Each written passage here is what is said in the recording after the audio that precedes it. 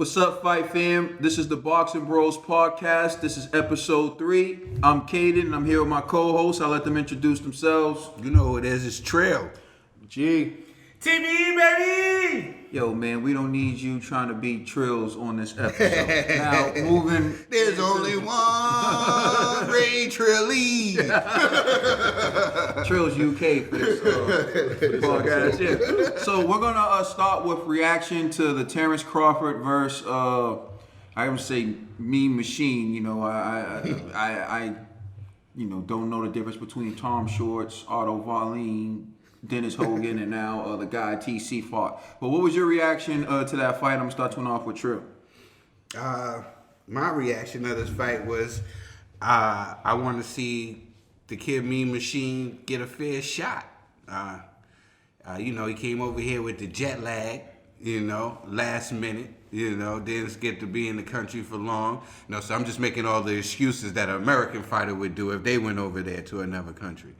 That's all I'm doing. But looking, for a guy that we didn't know, he almost shocked the world. Listen, I said that this guy wouldn't make it past the 8th round. You know what I'm saying? And I think everybody probably had the same idea that he was going to get knocked out. The only thing that I'm talking about was the fact that TC went down in the 2nd round. It wasn't called a knockdown, but that's the only thing that I left with. Like, you almost got dropped.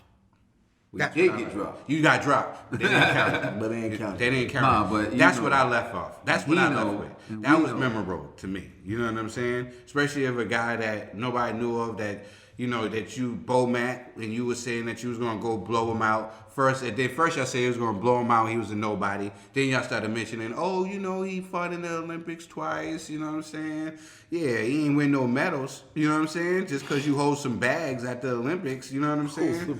Like you ain't. That don't mean that. You know what I'm saying? You that guy. I'm sick of that. Like he fought in the Olympics. The guy who Wilder went to England to beat, he won gold in the Olympics, and he knocked out in like a majority of heavyweight fights. David Reed won gold in the Olympics and lost to Felix Trinidad. I mean, Felix Trinidad annihilated the dude. So just because you fought in the Olympics, don't mean nothing. All right, that's just something that you could say you had. Like you went to camp here. You know what I'm saying? I get it. You know what I'm saying? Where he has proved and make a statement in professional boxing. He has it. You know what I'm saying? Like TC is supposed to be a superstar, mega superstar. This is the guy that they say is the boogeyman. People are running from him. I think it's starting to look like Bob Arum is keeping him over there. He's keeping him over there. And TC is having to fight more than he'll have to make the money that he'll fight one of these PBC guys. These guys over here at PBC are warriors.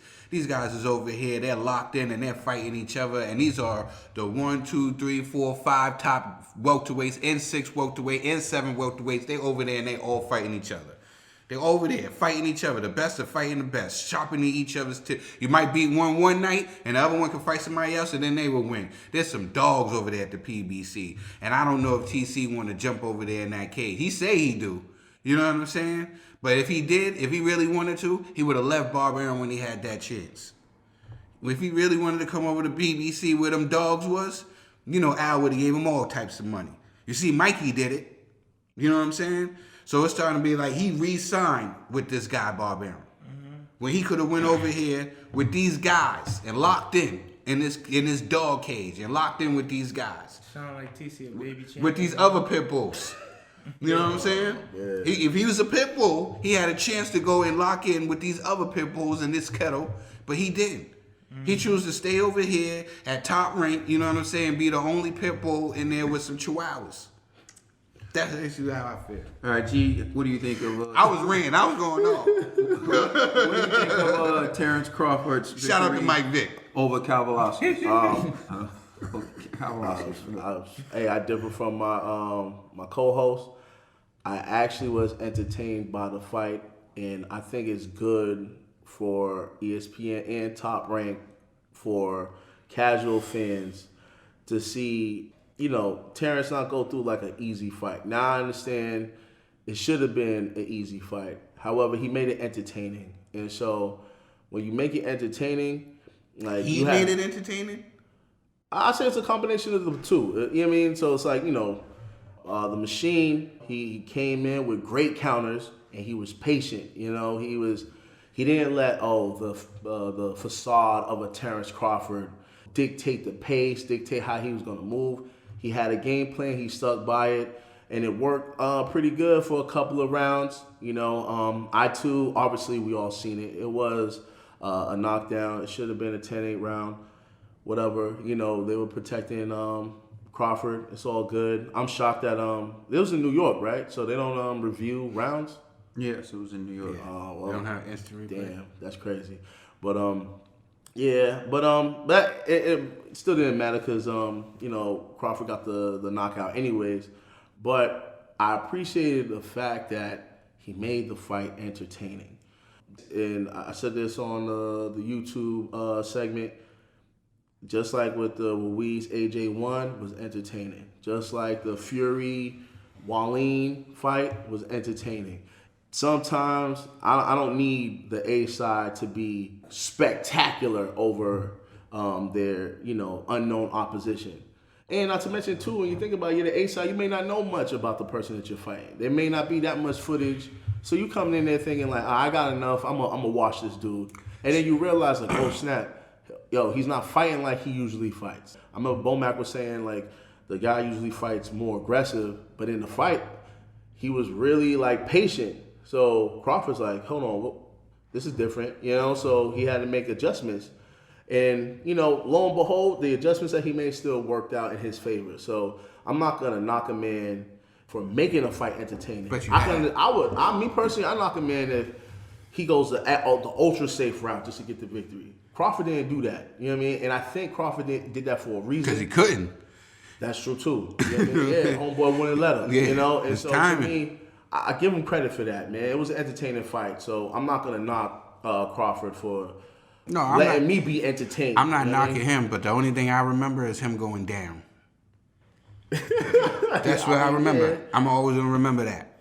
Yeah, but but this is what I'm saying. Like, I feel like we judge our fighters too harshly, right? Where it's like they have to be perfect. No, They don't have he's to be not being perfect. You know what I'm saying? Like If you can get caught. Yeah, anybody can get caught. It's your okay. energy you give, and that's what I'm trying to say. Like for you, I get it. You like Crawford, so you're gonna go for a Crawford. But when Tyson was doing that same thing, you have something to say with Tyson.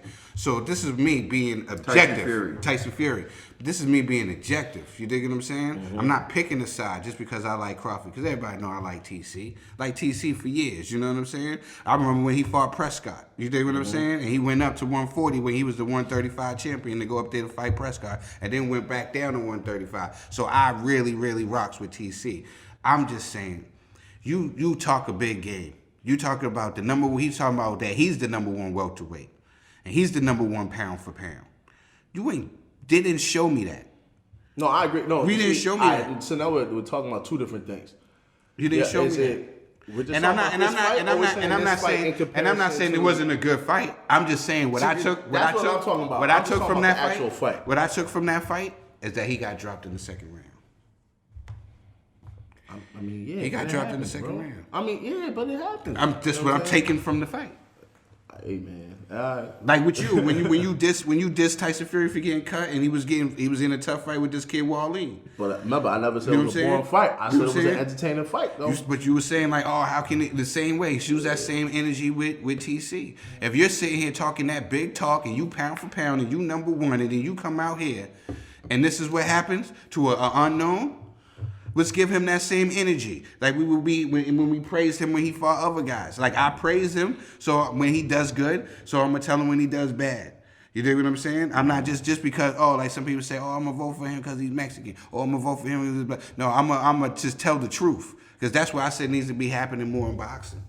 You know what I'm saying? People stop picking your agendas. Yeah. Everybody got their own agenda. I get it. You know what I'm saying? I like Terence Crawford too. But what you gonna take away from this fight going into the next fight that he got with somebody? Say if he goes to fight Errol Spence next, what are you gonna be thinking about? Yeah, but I know or for a Danny fact he Garcia. but I know for a fact he want to fight either or any of Sean them, Porter. But any of those PBC You're gonna be guys thinking. who wanna fight, You're gonna be you wanna thinking. fight like that. No, I'm saying you thinking. You know what I'm saying about these other fighters, these other welterweights. How do you think that he will feel? How you think he'll do fare against these guys? these other guys after seeing what happened in this fight? That's how I'm looking at it. Yeah, I can see that point. But I'll say this. It's kind of like Floyd versus, what's his name? The UFC guy. You know what I mean? Stop bringing that up. No, but That's I not have a real to. fight. No, it's not. No, but what I'm saying is this. He wouldn't do what Floyd did in that fight. He wouldn't do with any other top elite fighter. Just like Crawford wouldn't do that same thing with a Porter, with a Thurman. How do you know? How do you know? How do you know? Yo, respectfully, bro, you do this, and this is one of your major flaws. Like, you try to make cross comparisons, you can't. You try to say you know stuff for a fact, you don't. You keep saying Terence Crawford made it an exciting fight. No, he didn't. It was the guy he was fighting who made it exciting because he didn't let him do what he wanted to do. He didn't decide, I'm just going to go in there and slug it out. It wasn't until he got dropped that he realized, I have to change what I'm doing if I want to win this fight. So you're taking away from Velasquez, the guy who dropped him. Velasquez dropped him in the second round, didn't get credit for dropping him, and then he said, I can't beat him boxing, so now I got to switch my style. And you keep saying he made it exciting. He did this. No, he didn't. Velasquez did. Because if Velasquez let him stay on the outside and pepper him until he felt like fighting, then it would happen. If he would have let Terence Crawford dictate the terms, then Terence Crawford would have looked like the boogeyman he tries to hype himself up to be. This guy said, I'm not buying the hype. So you keep saying you know for a fact he won't fight that way with Sean Porter. You don't know what he would do in the ring with Sean Porter. You don't know what he would do in the ring with Earl Spence. You don't know what he would do in the ring with Danny Garcia. We know what they would do in the ring with each other because we've seen it before. And TC is not fighting these guys. And another thing that you add is we're forgetting that where this kid came from. Mean Machine, where did Mean Machine come from? Lithuania. He's not from here. So he had to fly hours to get here.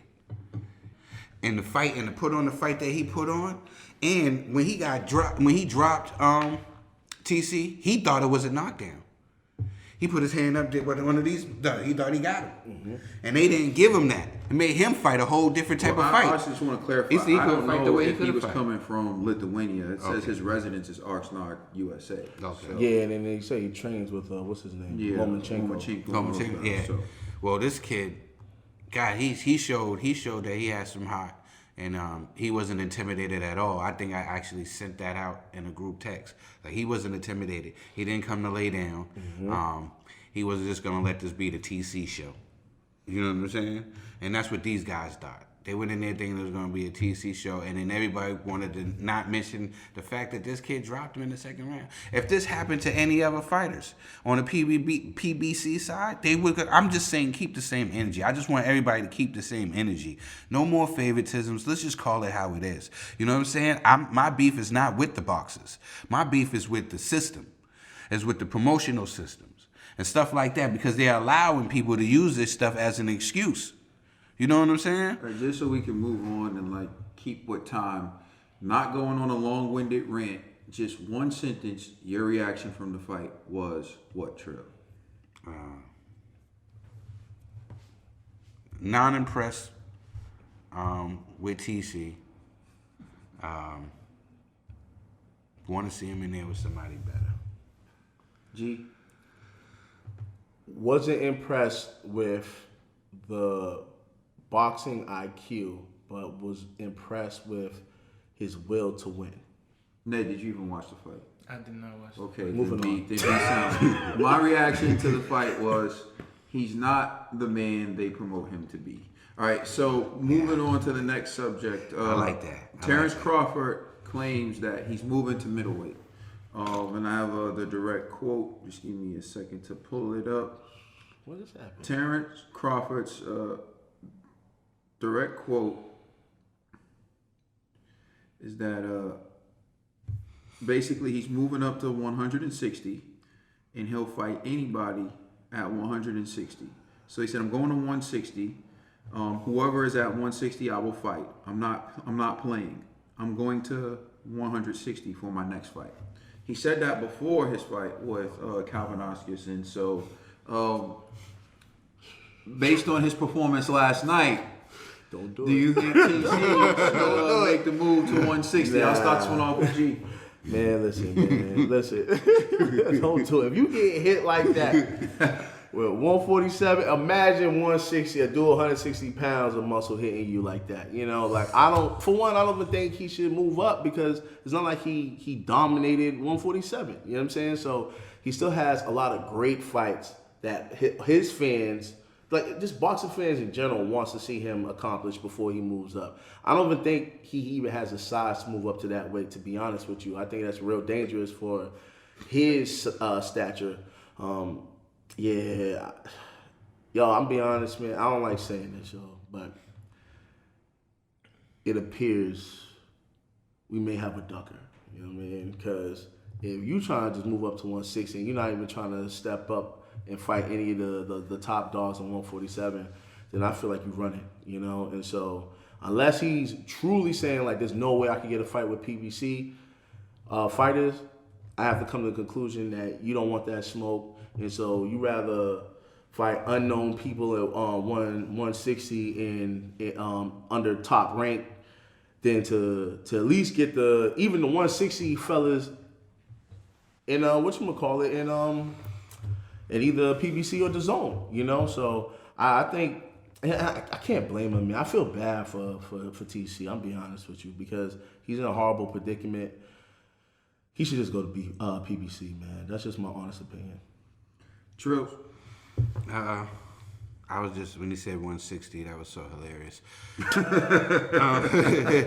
Canelo Alvarez, Triple G. He did say that those two aren't going to be at 160 when he goes. He believes that Canelo Alvarez is not going to be at 160. He doesn't believe Triple G can remain at 160. He did say that. Okay, well.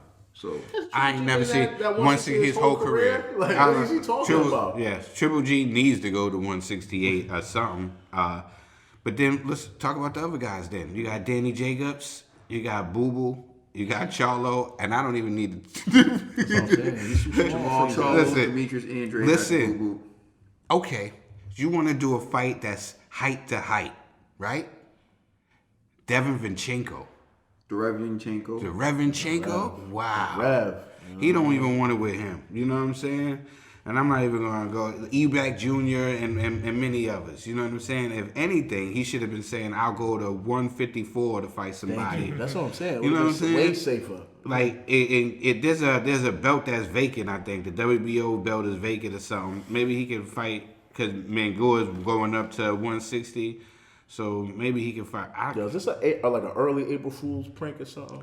Yeah. I don't know. It's what he said, and so. And 154 is some dogs that I don't even think is too big for him, like J Rock, Hurd, Laura.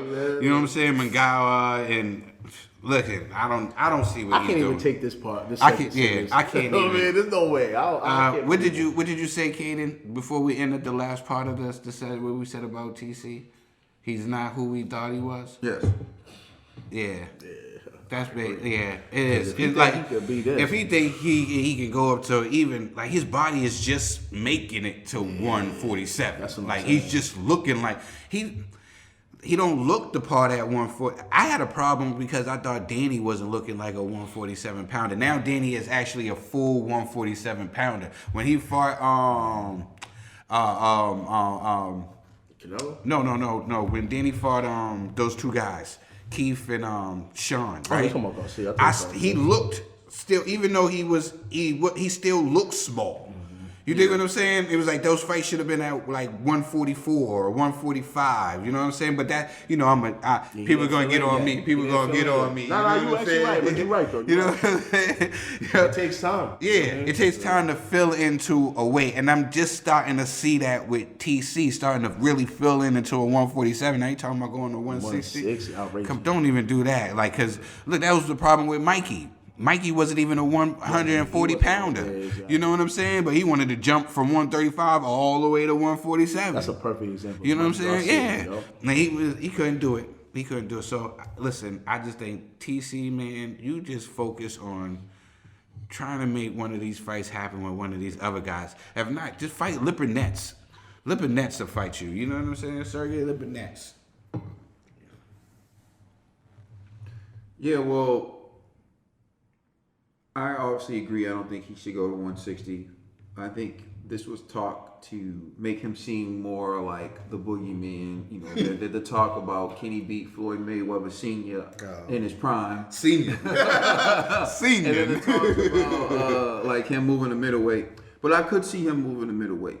And if he moved to middleweight, he'll fight Jeff Horn again, or he'll fight Brandon Adams, or he'll fight Gabriel Rosario and guys like that, and then he'll claim the top people in middleweight are ducking him. All right.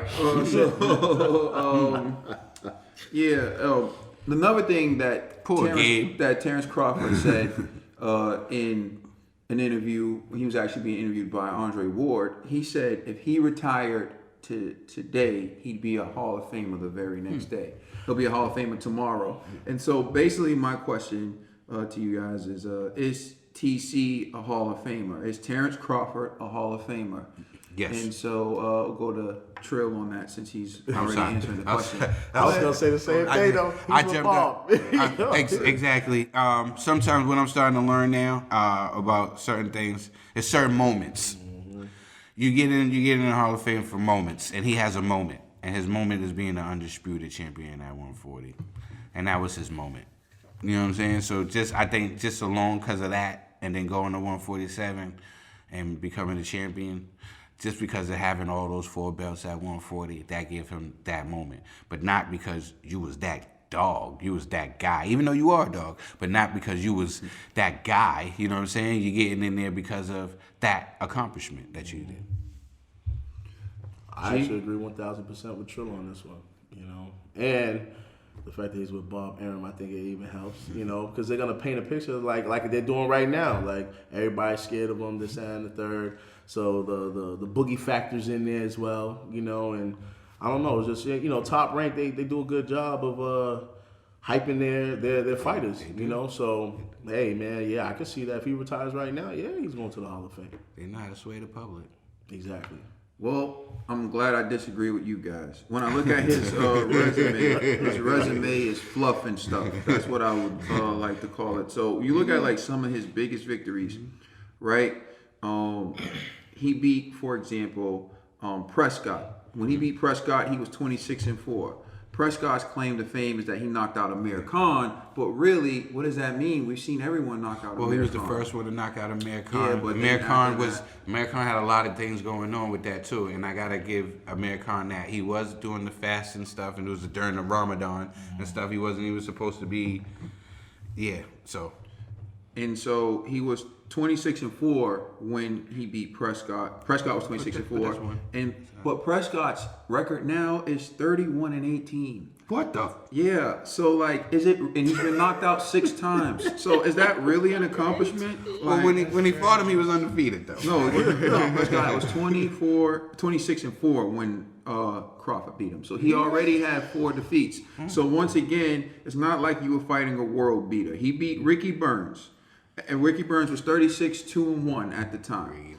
Ricky Burns' record today is 43-8-1. So once again, Ricky Burns still getting them checks in the UK. He beat Gamboa. He beat Gamboa when Gamboa was undefeated, 23-0. But let's not forget he was being outboxed a lot in that fight. And Gamboa came up 2 weight classes. And since then, Gamboa has taken another knockout L, and Gamboa is now 23-2. Let me just double check and make sure I don't want to get. Oh, he's 30-2 with 2 knockout losses. So Gamboa isn't the greatest thing since sliced bread. Trill gives him credit for beating Victor Posto. Taller guy. And he deserves credit for somewhat. I don't want to take anything away from him, but Josh Taylor beat him as well. And so, I mean, it's and I'm not saying you can't lose to good fighters. It's a credible win, without a doubt. I'm just saying these aren't world beaters. He beat Jeff Horn, but Jeff Horn has lost. He beat Jose Benavidez, who got shot in the leg. After he got shot in the leg, Jose Benavidez hasn't fought since So that shows you the condition that he's in. He in the streets. Yeah. He really in the streets. He beat Amir Khan, who's 34-5. 4 of those losses coming by KO. So I mean, solid KO. Yeah, and then he fought Cal Velasquez last night, who's undefeated. He dropped him, and then he was able to pull out the victory. So I ran through his resume just to say, Hall of Famer, you need some names, you need some moments, you need something that resonates with the crowd, you need something that resonates with the people. Let me just say, another quick thing. He's had over 30 fights, this guy. He has 30 some odd fights, right? Errol Spence Jr. only has 26 fights, 21 knockouts. Let's look at the names on his resume, right? He beat Kell Brook. He beat Lamont Peterson. He beat Mikey Garcia. And he beat Sean Porter. And he beat Chris Algieri. Don't. Yeah, and he beat Chris Algieri. Now, I was going to name Algieri as, but you're right. Algieri's the quality opponent that's on Crawford's resume. Yeah. So when I look at it, and people like to say that, oh, these PBC fighters are catered and all, not really. Errol Spence had to go to the UK to get that belt from Kell Brook. Kell Brook's a real fighter. Special K and chocolate fight. brownie. Yeah. The chocolate brownie didn't get delivered there in that fight.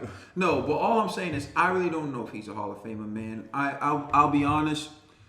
To me, he's not. I get it. You became undisputed, but so did Usyk. If Usyk retires they gonna tomorrow, put him in there is he Hall of 'cause of Famer? that? They No. trying to make him Hall of Famer. They trying to make them, but they're painting that picture. Yeah, You know? I still feel like Usyk has to do more, and I still feel like TC has to do more. I understand your arguments though, because that in perception, you know. But in my opinion, he's not a Hall of Famer. So we'll just They got another kid over there from Ireland, Mike Collin. They're gonna try to make him the star too, the Irish kid. we're gonna move on to Teofimo Lopez versus Richard Comey, and your reaction to that, G? Y'all know my reaction. I actually wanted Comey to win, you know what I'm saying? But it didn't happen, but it's cool.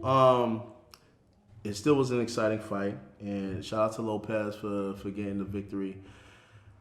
Yo, that kid, he got cannons, you know. Yeah, that hit was pretty powerful. I ain't gonna front. But yeah, I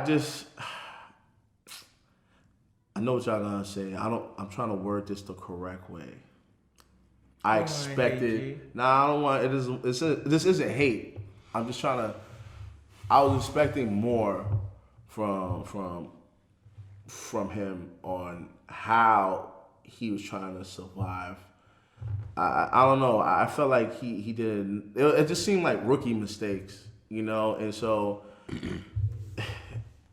it's tough too because it's like, if you're putting your country on your back, right? Like, and I understand too. Like sometimes fighters go like, you know what? I'm fighting a real dog, so I gotta go just as hard, right? But sometimes it's like, that may backfire, right? And then so I always go, do you have like contingency plans in your training camp? Like if this happens, are you gonna do this? Or if this happens, are you gonna do that? Like it's to me with Lopez, you gotta know there's gonna be a strong chance you're gonna get rocked, right? So like how you gonna survive? And that display, I was kind of disappointed, but I understand. Hey, it is what it is. Sometimes you don't have all your faculties when you get hit, and sometimes you're on autopilot. But I just felt like, as a professional, he should have tried to grab or just take a knee or try to run just to gather himself to continue on the fight. So that was my only thing, but it still was an exciting fight. Salute to both men. Shout out to Honduras. Shout out to Ghana. These men, they both made their countries proud. $1 bill.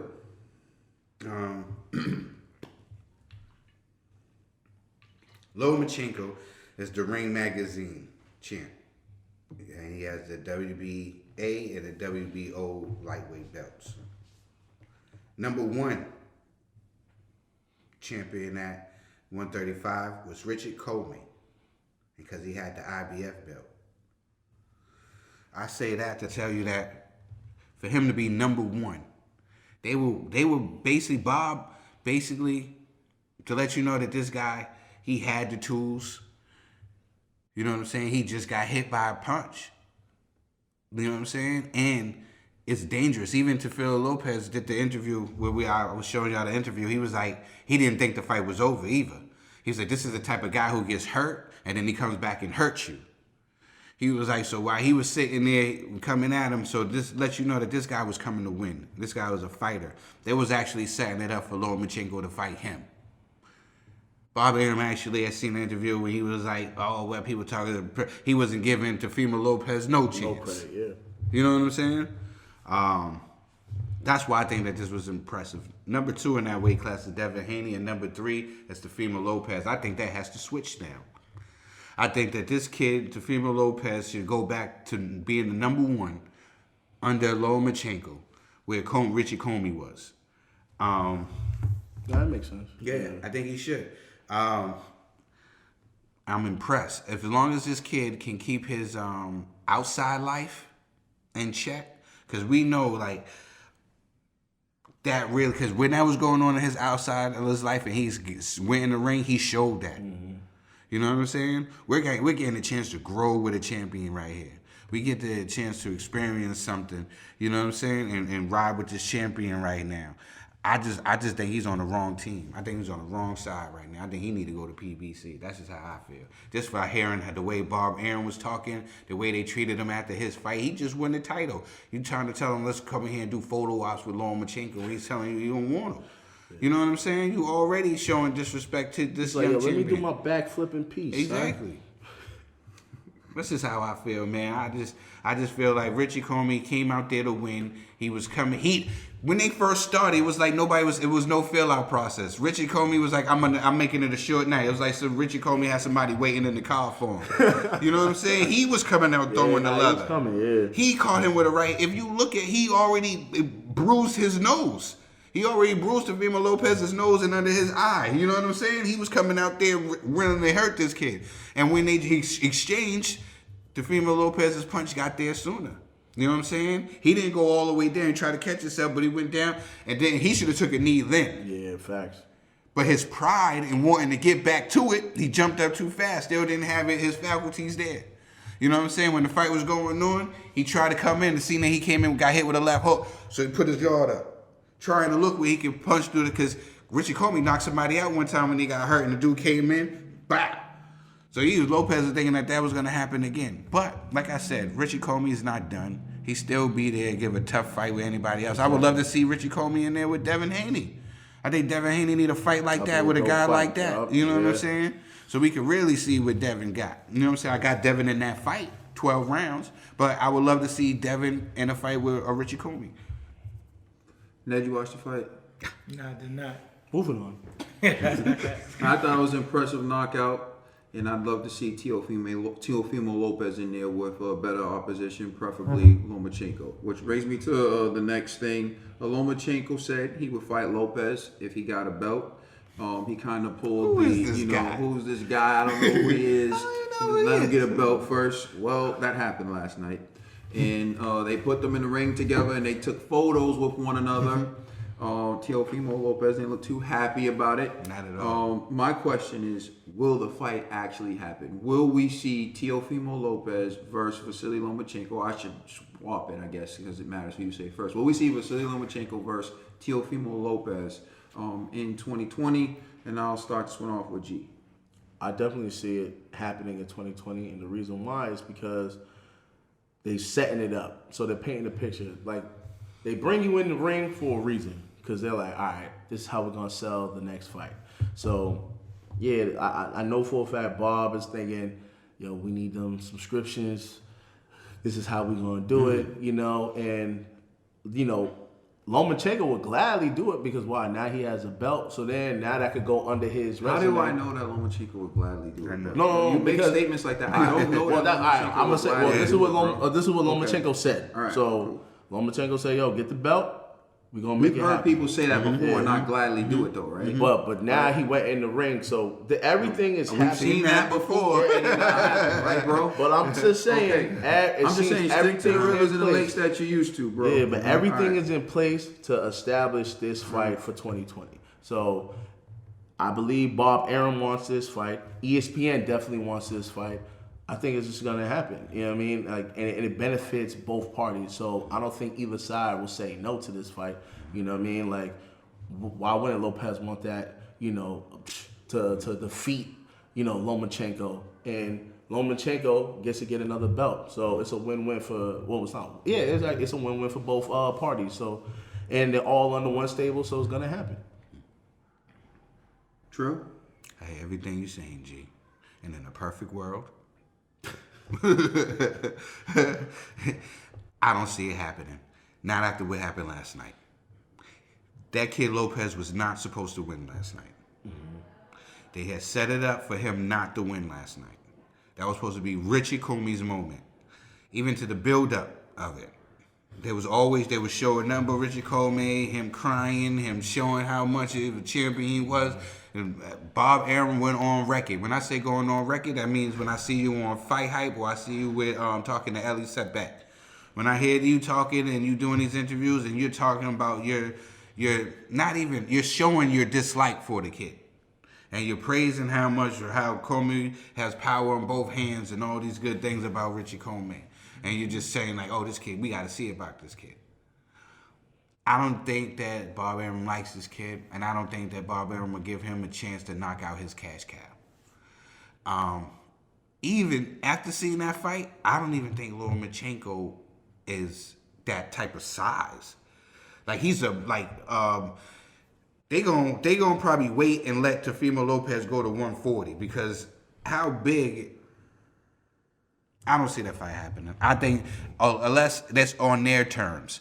It's on their terms, like he got to go over there to fight, and it's gonna be something weird, and that fight's gonna turn out to be how the Josh Taylor Pedraza fight was. You know what I'm saying? Like that's how I see it. If they do it, but if they give this kid a chance, if they fight in Madison Square Garden in April, like they plan to do, I don't see Lomachenko walking out of there the champion. I just don't, yo. And I don't see them making that fight. It's too dangerous. It's too dangerous. It's a dangerous fight. It's a dangerous fight. You know what I'm saying? Like, and you trying. We seen what Linares did, and we seen what Luke Campbell did. This kid, Teofimo Lopez, is dynamite. He's dynamite.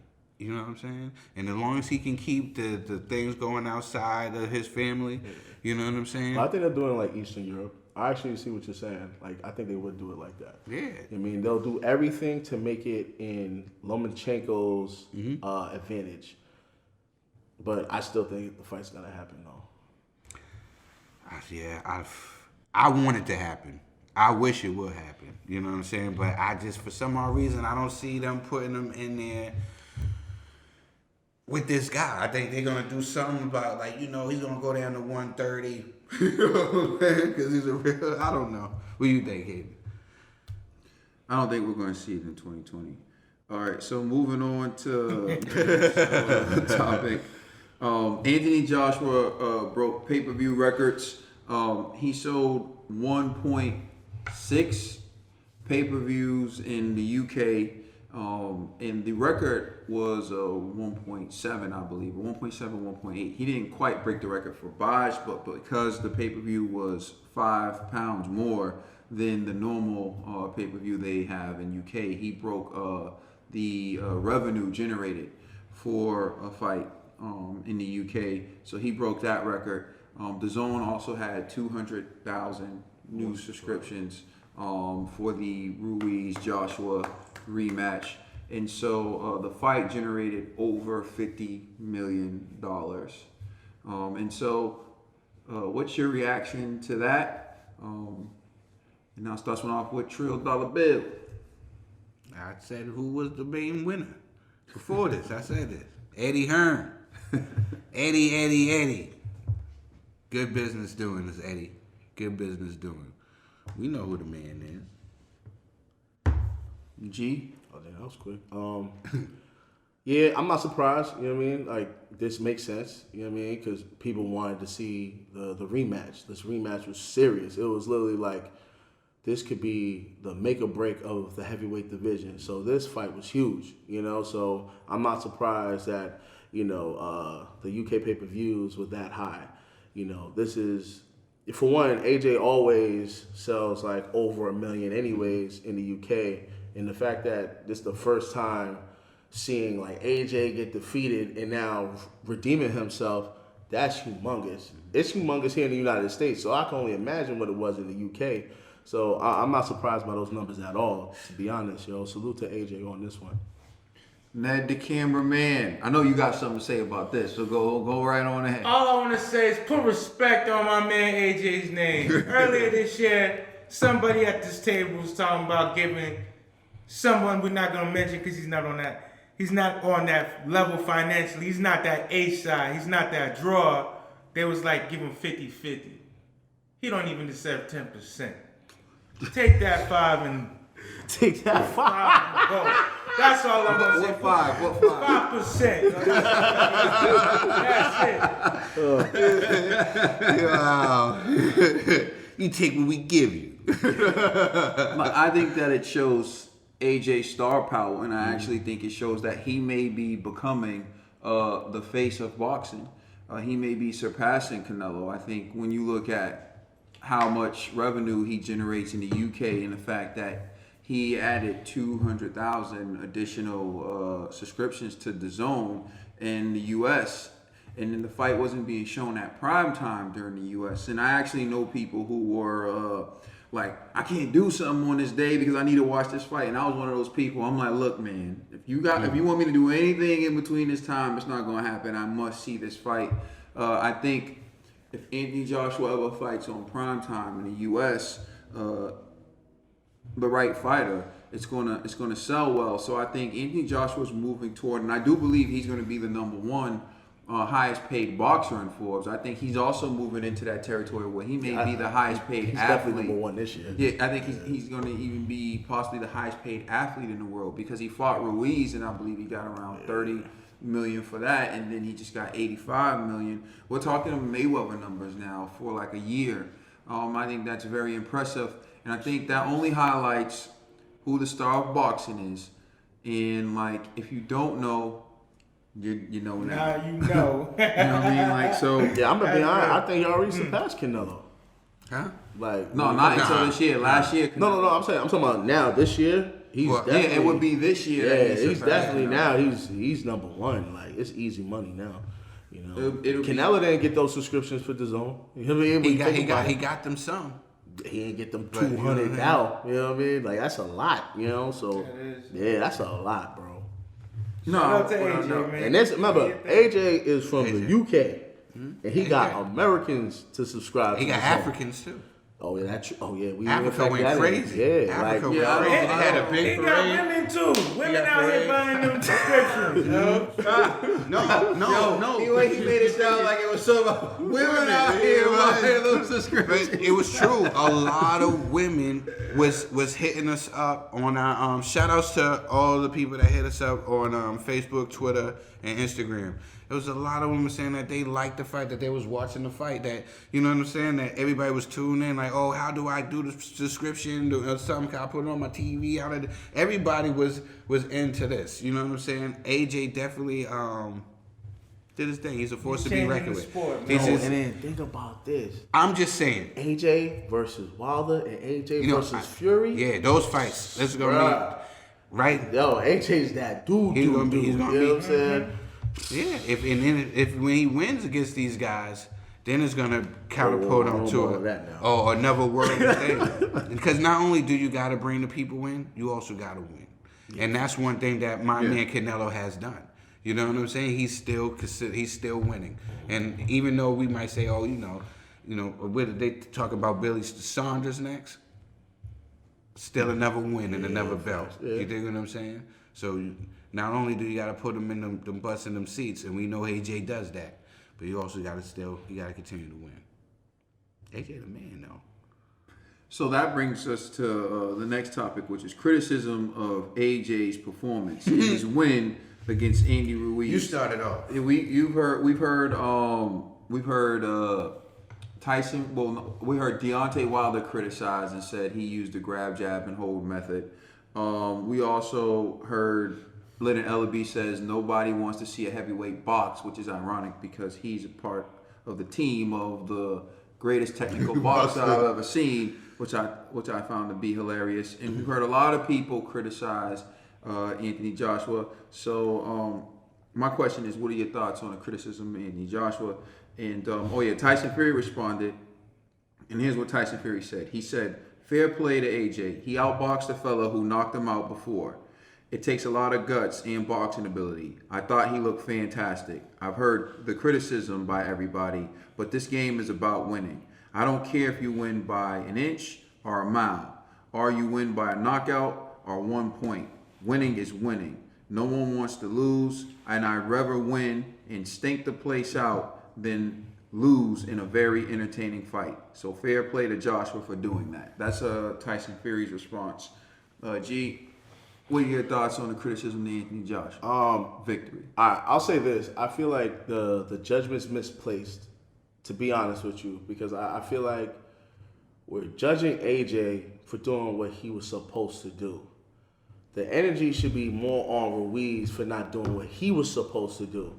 Because if AJ did that same strategy, but Ruiz was more aggressive and Ruiz was doing a better job of cutting off the ring, I feel then people will give AJ way more respect. But because the fight seems so one-sided, people are like, yo, man, this is boring. Like, I'm literally watching it. I watched it between an AJ fanatic and a AJ hater. And I'm just like, yo, fellas, it's not that serious. But they were going crazy like, he's running, this and the third. I'm just like, yo, bro, like, whatever, right? But if you watch the fight, and this is why I was so bothered, Ruiz just, like, stood in the middle of the ring. Anytime he moved forward, he didn't come behind a jab. He just came to get hit. He was just getting peppered all night. He wasn't cutting off the ring. So then you're like, golly, man. And so to me, I'm like, I salute AJ for that strategy, because that's the right strategy that AJ needed to implement to win. Ruiz didn't bring his A game, and I think that's the real frustrations. And so people are bringing that into to AJ. They're clouding AJ's victory when they should be like, yo, Ruiz, you need to level up. You messed up. Yo, man, what you expect when Ruiz was spending his training camp at the buffet, dog? Come on now. I told you he was getting bigger, yo. And he was like, nah, yo, he's losing weight. Muscle, yo. He's slimming. Muscle. That dude spent his time eating tacos, burritos, taquitos, and all types of Doritos. All kind of Doritos. Taquitos, just all types of Hey, man, listen, he fooled me too. So it is what it is, man. All right, Trill, what's your reaction to that? My reaction is bull crap. I try to tell you, I'm not taking no shorts. Predicted it too. You predicted it before it even happened. You said, I know what they're going to say. Yeah, I know what they're going to say, but I'm not going with the bull crap, and I'm not going against the whole Andy Ruiz thing. He was looking for the shot from the gods. His whole mindset, forget the Doritos and the burritos talk. His mindset was to land another lucky punch from the gods. That boy was still quick in those clinches. Mm-hmm. That boy was still fast. Yep. I seen him throwing jabs. I seen him, but he couldn't get him. Exactly. I seen him trying to throw a jab, but he couldn't get him. I seen the distance wasn't there. I'm criticizing AJ. I'm criticizing AJ. I said it on the last episode when we watched Boxing Bros. I was like, if anybody says anything bad about AJ, they whack. You know what I'm saying? But now I'm criticizing AJ. Now going back and watching the fight, it was so nice. Like Hayden said, I had to watch it twice. And I went back and I was mad. I was so mad at AJ. You know why I was mad? Because you should have been doing this shit from the beginning. Excuse my language. You should have been doing this from the beginning. This is what you should have been doing. That's how you box. From now on, that's how you box. You know what I'm saying? That's how you box. I don't care what anybody says. You know what I'm saying? Like, for you to get dropped And to come back and you fight a perfect fight, you said the fight was boring, brother. I said it like I said in the last episode of Boxing Bros. I thought it went by too fast. You know what I'm saying? Maybe I'm just a sucker for good boxing. You know what I mean? Because that's what the sport is. It's called boxing. The hit without getting hit. You know what I'm saying? That's what boxing. I'm not watching MMA. I'm not watching none of these other sports. I'm watching boxing. The art of hitting without getting hit. I know a wonderful guy who used to float like a butterfly, sting like a bee. He used to do that too. And I said it looked real Muhammad Ali-ish, his performance. And it did. So for Ellaby to make those statements, you're crazy. We want to see a heavyweight box because we had one of the greatest do it. One of the greatest boxers ever do it. His name is Muhammad Ali. Ellaby, I'm ashamed of you because you my man. I like your suits. You know what I'm saying? But this is crazy. For y'all to criticize Anthony Joshua, y'all just looking for, I get it, man. But all that corny stuff need to stop, man. It need to stop. That's what I've been talking about all day. I get it. Y'all on PBC, y'all on that side, but y'all can appreciate something when you see it. You know what I'm saying? I know plenty of guys that are married, you know what I'm saying? But if a girl walk by and she got a nice body, you know what I'm saying, you going to sneak a peek. You know what I'm saying? You know what you got home, but you can appreciate a nice booty when you see one. You know what I'm saying? Like, we just seen a beautiful fight. We just seen this guy put on a perfect performance, a perfect boxing performance. And I know you on the other side of the street, but you could be like, that was nice. That was dope. You know what I'm saying? And that's exactly what it was. It was dope. AJ put on a dope performance, and he got the dope numbers to prove it. You dig what I'm saying? You know, when I hear you speak and say those things, it reminds me of Floyd. It reminds me of Floyd so much. When Floyd outboxed Marquez, it's boring.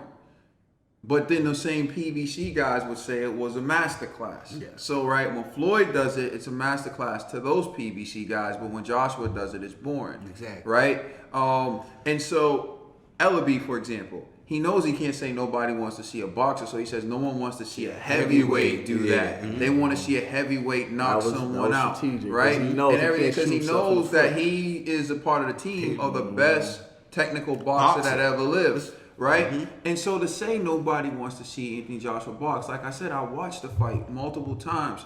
This guy wasn't running. He landed vicious right hands. He beat Ruiz up. And I think the big misconception that I don't like, and I know you don't like it, Trill, is this notion that Ruiz wasn't in shape and he couldn't throw, and he was so out of shape he couldn't throw punches. No, Joshua wouldn't let him throw punches. If you look at all the great boxers in history, their gift is they lower their opponent's punch output. You will lower your opponent's punch output in a number of ways. One, when you maintain the distance. They have to work to even get close enough to throw a punch. That takes more time. It takes away punches they can throw. When they miss and you counter, that makes them not want to do certain things.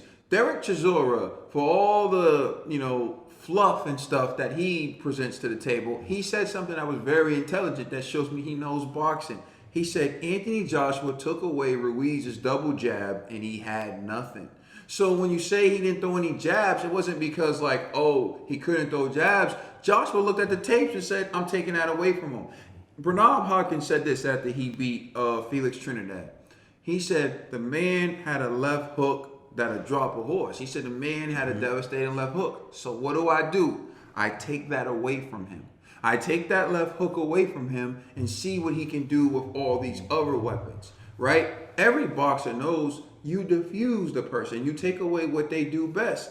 If your best punch is the left hook, I'm not going to let you land the left hook. You're going to have to work hard to land the left hook. You're going to have to show me you can do something. He ain't going to land it. Exactly. Floyd. He ain't going to land it. Exactly. And so, when you look at the Joshua and you look at the Ruiz fight, Joshua knew what he was trying to land, the punch from the guards. So he wasn't going to let him land it. Even when they were in the clinches and everything, Josh was like, he's throwing behind my head. He dip it. Because he knew he's going behind my head. He's trying to hit. Exactly. He was trying to land that same punch behind the head. And he bought into the hype that this guy's a punk, this guy's a coward. Everyone thought he was going to win. I pulled up the Mayweather Boxing Club predictions where everyone picked Ruiz. Now everyone's picking Wilder. It's just funny to me how much they disrespect this man. But when it's all said and done, if you're criticizing his performance, you are a hater. because you're probably the same one who's raved about Floyd Mayweather. You're probably the same one who's raved about a Muhammad Ali performance. You're probably the same one who's raved about TC would have done that last night. It would have been a master class. He outclassed the bum.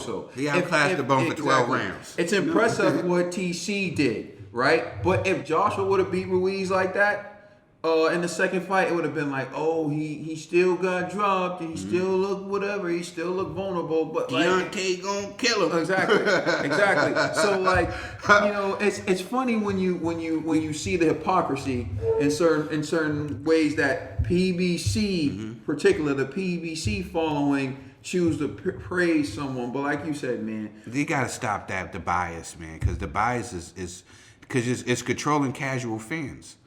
You know what I'm saying? And then the casual fans are coming thinking one thing when it's really not. You know what I'm saying? Can I just say, can we dig a little deeper? Let's talk about boxing. I know. This is boxing, though. I know. What is boxing? When you look up boxing in the Webster Dictionary, what does it say? Hit without being hit. All right. That's But I'm boxing. saying we gotta dig a little deeper. These analysts are just mad that their women bought the zone subscription. why don't you get it out, brother? Yes. That woman I'm with you. bought the zone subscription to watch AJ, yo. They broke the record for AJ, man, and they upset. That's all they mad. It was like, damn, man, I'm paying $20 a month. You said that's a little deeper. That's not really that deep. It's deep, yo. They mad. I think upset that they ladies they hate Joshua because they ladies love him. Listen, If you knew how to connect that better, I would actually know. I got a little tongue The twister. attempt was cute. We know the real reason. I know the real reason why they hate Wilder. They hate AJ, yo. Because in his mind, he was thinking about Hold his him next. I got it. We're gonna hold him next. I'm knocking somebody out. I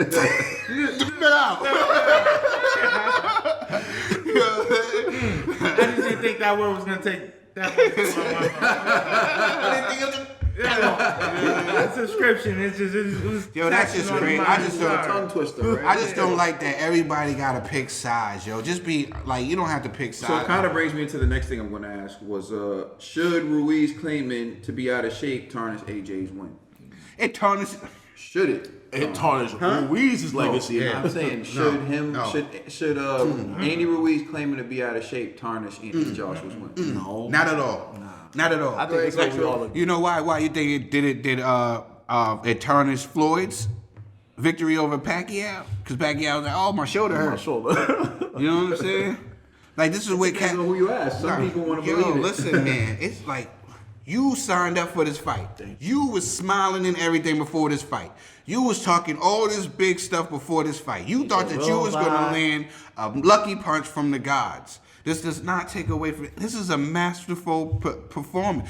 I gave so much disdain for the heavyweights because they look like robots out here. They look. There was no movement. I was like, put these guys in the pool. You know what I'm saying? That's why I said with AJ, just put him in the pool, get him out of the weight room. You know what I'm saying?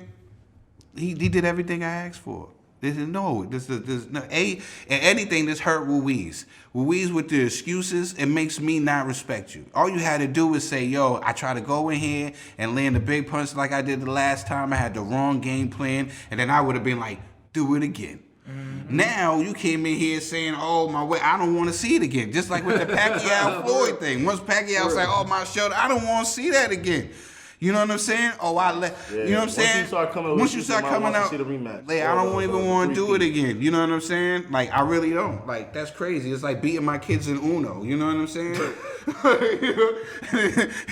I don't want to keep doing this. You know what I'm saying? People ain't going to give me my props. That's because you had those four. You the one that's dealing. That's why. You know what I'm saying? It's going to be some excuse.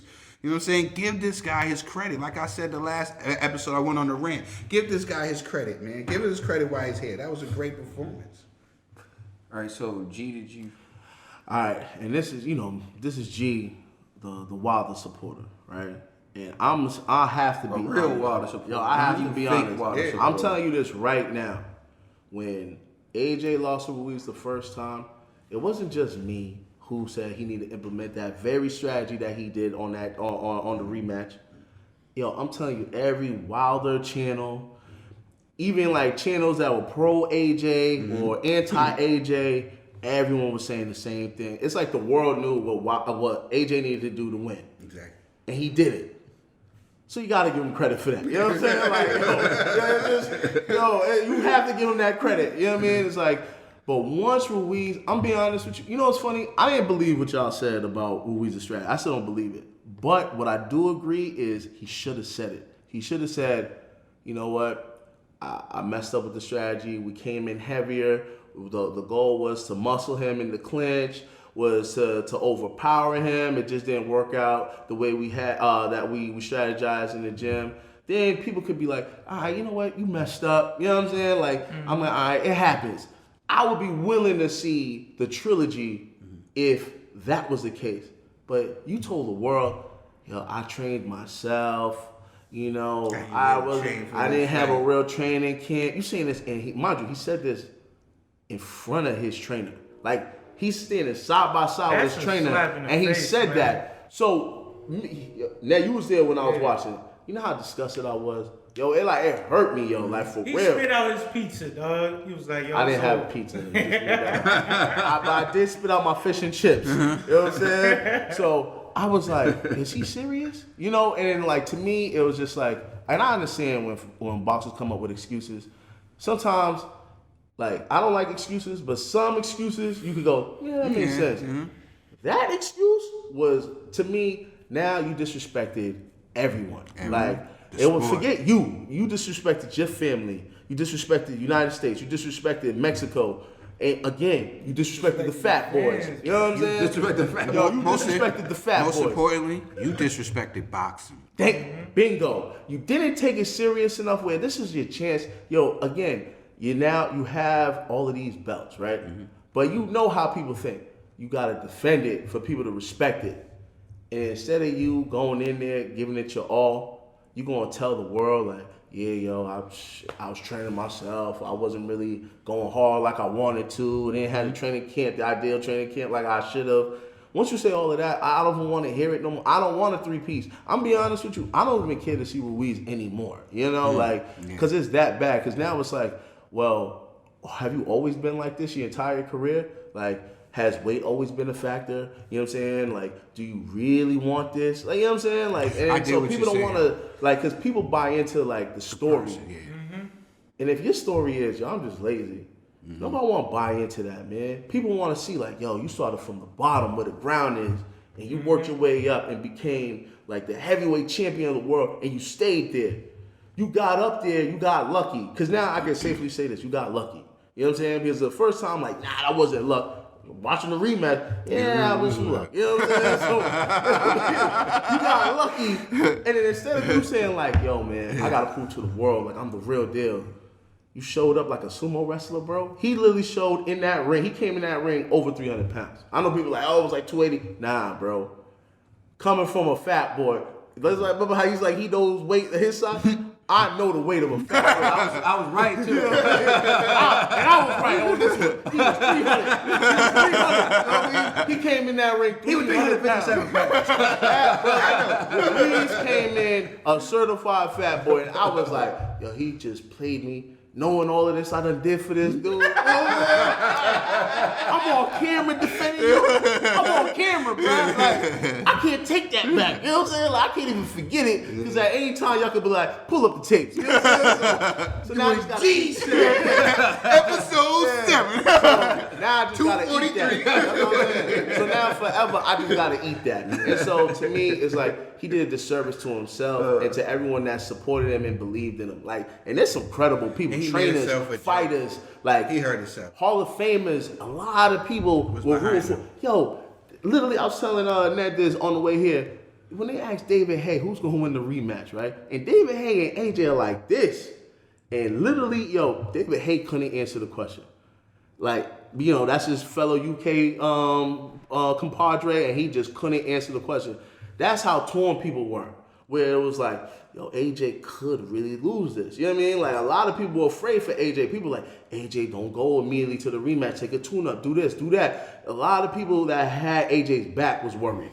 And then Ruiz, you came in like this. And that, everything you just said, just made AJ #1 heavyweight. Bingo. That's what I'm saying. You know what I'm saying? I can't even, as much as I want to hate, I honestly, sometimes I want to hate AJ, and I can't. You know what I'm saying? Because I go, I respect. You know what I'm saying? Like, you want to hate, but you can't. You're like, I didn't. I wanted to. I wanted to be like, y'all don't got that movement like I want to. If you can't do one of these joints, I'm moving my shoulders. Y'all can't see it. But if you can't do one of these dances, then I was like, yo, I'm telling you, watching the fight. AJ's hitting him with the jab. I'm like, yo, slip. I'm like, do something, Ruiz. All I'm watching is Ruiz's head go back. I'm like rock and sock him. Yo, facts. Yo, it hurt me so much. Cause I gave so much energy towards Ruiz, and he gonna do that to us, yo. I was like, AJ come look on, bro. perfect. How you feel about AJ? You do think those excuses? Can I jump in on this? Man, I saw this coming from a mile ago. Like in August, I was so ready for to see if AJ was really gonna get his belts back, man. I was worried. I was deep down in my heart, I didn't know if he was gonna get it back, man, because Ruiz devastated us in June. Bingo. And he's devastated. AJ. He's AJ. He's also a guy who doesn't watch boxing. He's delusional. You know what I'm saying? Listen, I had no doubts. I was 90% certain. I respect Hold it. on. Yo, Caden, I give Caden that credit.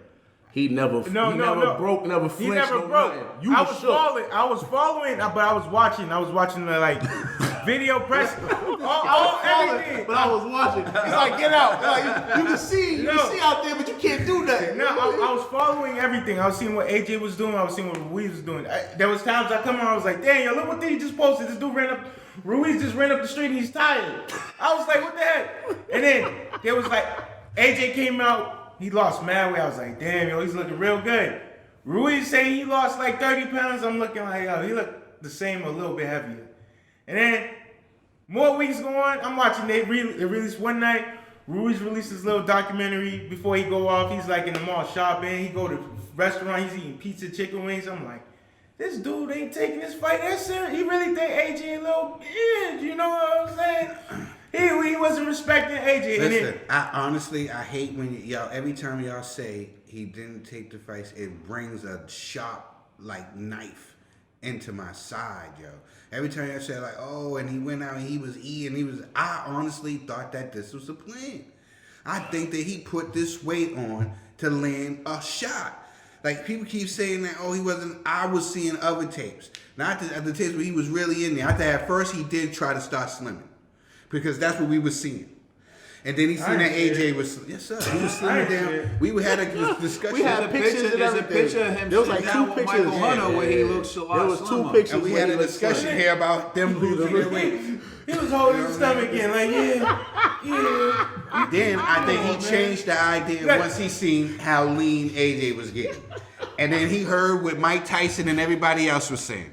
Mike Tyson was like, why would Andy Ruiz lose any weight? You know what I'm saying? He was saying all this stuff. Yeah, but why would he gain weight? You know what I'm saying? Because of power. A lot of people do that. Gain weight. Everybody. Joe Rogan was telling him to gain the weight and not lose it. Mike Tyson was saying, why would you lose weight? No. People saying don't lose it.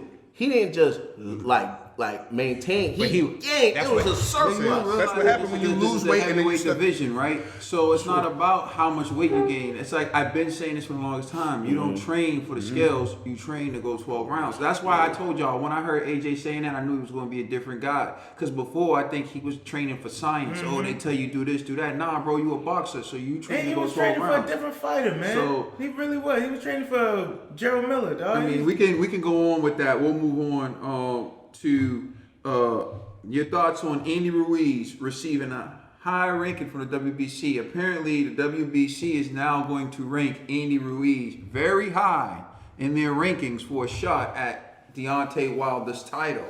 So what is your reaction to that? I'll start off with G. I'm cool with it. And the reason why I'm cool with it is because, hey, man, Wilder just knocked out the bum. Who cares? You know what I'm saying? So that's how I look at it. I understand what the WBC is doing anyways. It's actually a good look. I think the PBC wants that. So it's a win-win for the PBC. You know, clearly it's not going to do records like, you know, the AJ Ruiz too. But, you know, still, nonetheless, it'll be a good pay-per-view fight on Fox or Showtime or something. So, yeah, it's... I think Wilder wants that too. So, and I believe Wilder's like, yo, I could take this guy. even though I still think obviously Ruiz is a dangerous fighter, but I don't know. It's just it would give because then now you're talking about a guy Ruiz who was just the heavyweight champion of the world. That's just another name under Wilder's resume that he needs. He needs names under his resume to solidify his legacy. So I can see him doing that. However, I just hope that doesn't interfere with, that should be like something that happens in like 2021 or whatever, right? That should be like after, Fury fights, after the AJ fights. That shouldn't be anytime soon. All right, Josh, your thoughts? Oh, what? Andy Ruiz he's going to be ranked high by the WBC to fight Deontay Wilder for the title. These guys. Out of this guys, I don't know. Maybe he need to fight Dillian. Talking about Ruiz? Ruiz, fight Dillian, because I heard Dillian should be reinstated as the #1 mandatory. So I think maybe Dillian and Ruiz can fight after Tyson Fury and Wilder fight, and then the winner of that fight gets to fight the winner of that fight. You know what I'm saying? That's not fair to Dillian, though. Why not? Dillian should ought to just have automatic mandatory status. Mm-hmm. Yeah, but they poor Dillian. Poor Dillian. And after he fights Ruiz, and he'll probably win that fight with Ruiz, something's gonna happen. He needs to go to a different section of body because what's his name? Marco Suleiman. Yeah. He don't like Dillian. There's something happened. He don't like Dillian. Something happened. Dillian ain't never gonna have that green belt. You know what I'm saying? You have any thoughts on Ruiz? Hey, it's good for boxing, but Ruiz and Dillian. everybody, they got Wilder looking past his opponents. Wilder needs to stop looking past his opponents. Have his opponent who's focused on who's in front of him right now. Because he thinking Fury's gonna be a cakewalk when he didn't. It wasn't even an easy fight for him. Wilder never said that. No, And you said to me last week when we were coming here, yo, Fury, Wilder's gonna murder Fury. He's like, yo, he has pillow hands. That's my opinion. You said Wilder said that. I didn't. When did Wilder ever say that, bro? I said you that's said my that opinion. to me. No, Wilder said, yo, Fury got pillow hands. All right, He's gonna murder. He's going how in there about and this murder him. for the listening audience? Yes. Right. Let's just do this. What up? Wilder never said that. Wilder never. Me said as a Wilder fan, I you believe. putting words in Wilder's mouth. No, I'm putting words in my mouth. This is coming out of my lips to your ears. No.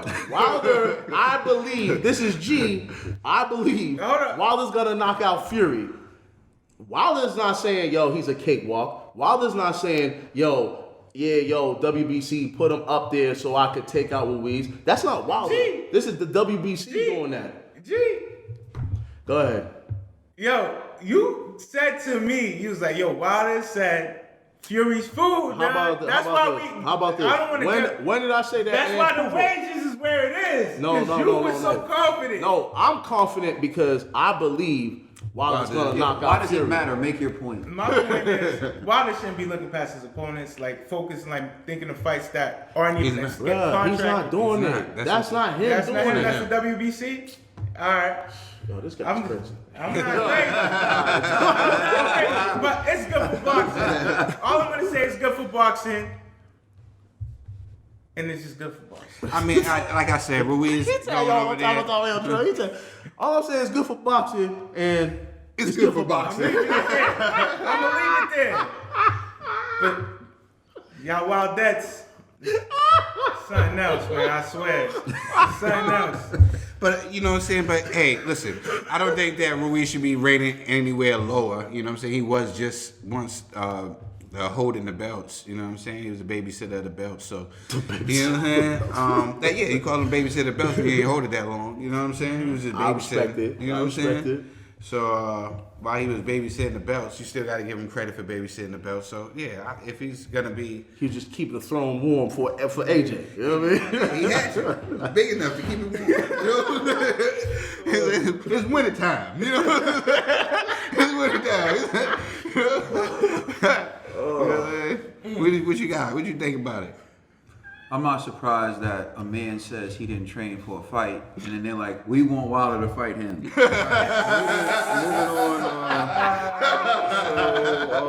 on. So that sounds sound familiar. All right, so Poor Wilder. Tyson Fury's trainer, Ben Davison, he wrote a tweet saying that basically he and Tyson Fury are parting ways, and he said that they're still really good friends, and that Tyson Fury's still going to beat the big Dawsa, Deontay Wilder. So my question is, what are your thoughts on that? Do you think it's real? Do you think it's propaganda? Do you expect to see Ben Davis in Tyson Fury's corner? And if this is true, do you think it changes Tyson Fury's chances against Wilder? It starts one off with true. I hope it's not true. I really like that guy. I think he actually motivated Tyson Fury through that fight. I thought they had a beautiful relationship, and I remember everybody dissing this kid. Everybody was dissing him when Tyson Fury got with him, saying that, you know what I'm saying, this kid wasn't experienced, this, that, and the third. I remember the corner of that fight when the guys was security or the commissioners or whatever was over there was fighting with him, and they was going to end that fight. And he was screaming for them not to end the fight. And he was like, I know my guy. He was like, I know my guy. You know what I'm saying? And after that bell rung in the 12th round, he looked over at the guy that was going to try to stop the fight and looked over at him like, ah, and screamed in his face like, I know my guy.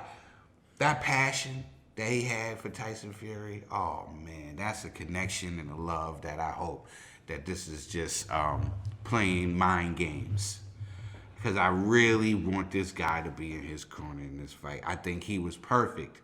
There's some cornermen that's just perfect for you. You know what I'm saying?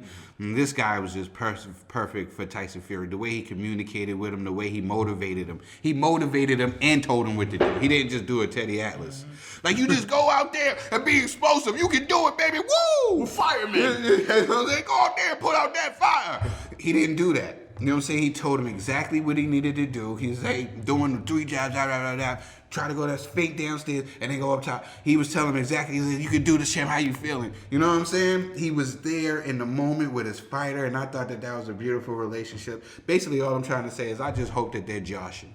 You know what I'm saying? I really do. And I hope that they just playing mind games. You know what I'm saying? That's basically how I feel. I hope it's just mind games. G, Mr. Wilder fan. Man, listen, I don't like this either. But however, I do believe him because, like, why would you go on Twitter and announce that unless it really happened, right?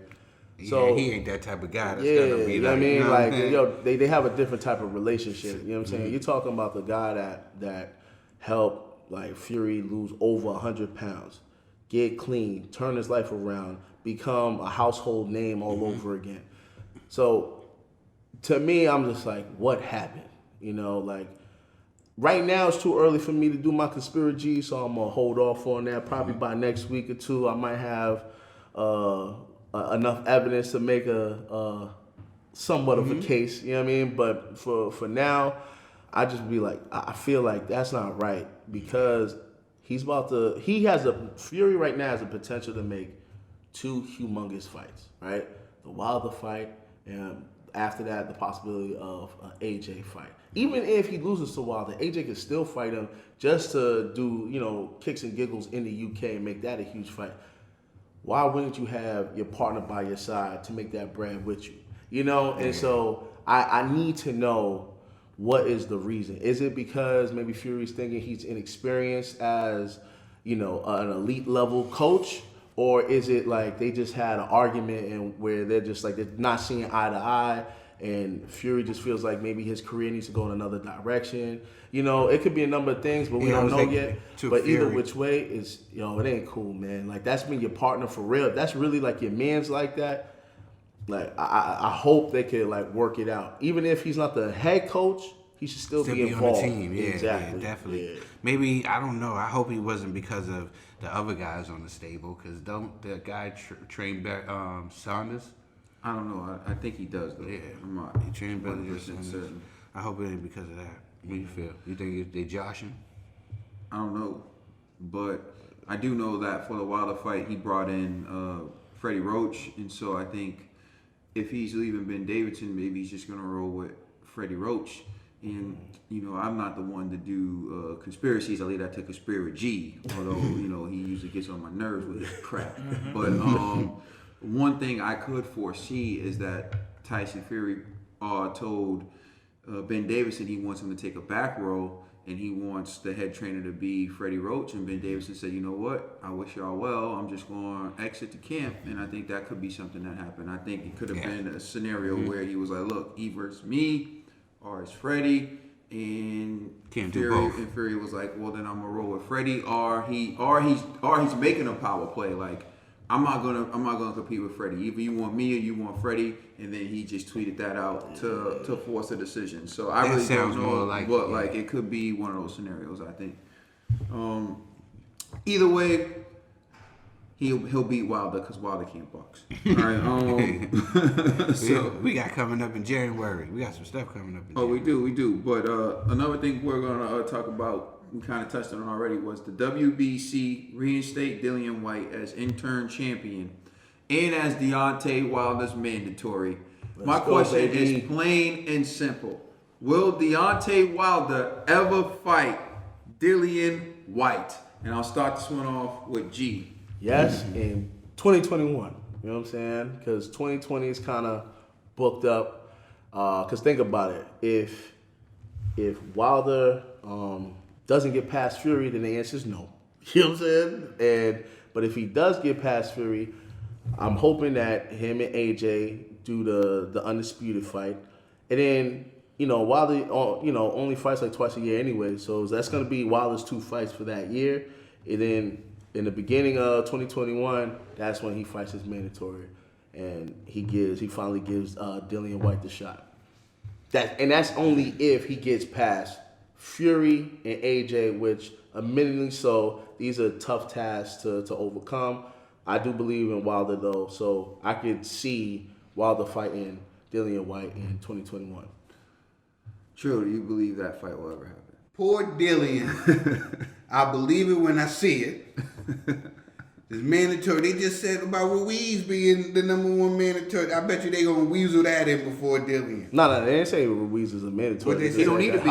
They made him fight Brazil over Dillian, and Dillian was the #1 guy at that time. Yeah, so I see the Ruiz because the name is more fresher. Ruiz is gonna fight him way before Dillian. Poor Dillian.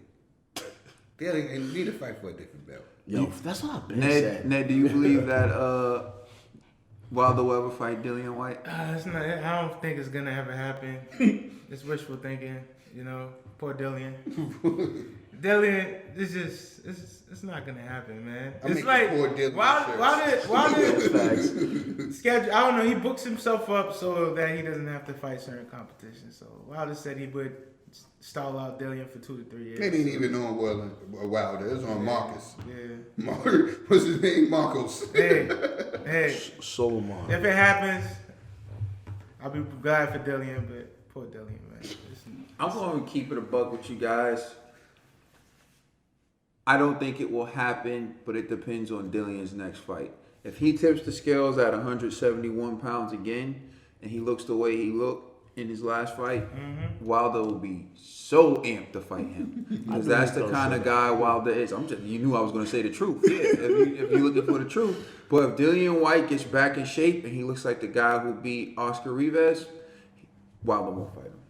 All right, so we're going to move on to the next thing, which is the up-and-coming fight, Jermell Charlo versus Tony Harrison. And for everyone who doesn't know, we all picked the cornball. We all like Tony Harrison, but we think Jermell Charlo's going to win. But we got the cornball. So I guess my question is, how do you see this fight playing out? True. Knockout by the cornball. Yeah, the cornball gonna knock him out, yo.